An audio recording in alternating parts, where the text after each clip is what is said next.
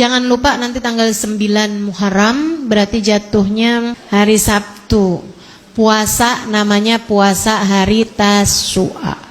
Tanggal 10-nya yaitu hari Minggunya, selain puasa itu juga merupakan hari yang sangat mulia. Banyakin doa, banyakin zikir.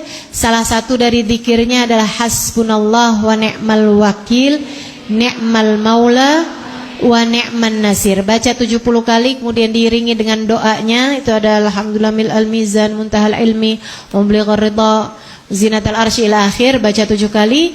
Kemudian hari itu juga teman-teman saudaraku sekalian, jangan lupa juga untuk, mungkin boleh disampaikan dari sekarang, disunahkan kepada kepala keluarga untuk meluaskan belanja bagi istrinya. Sampein sama suaminya.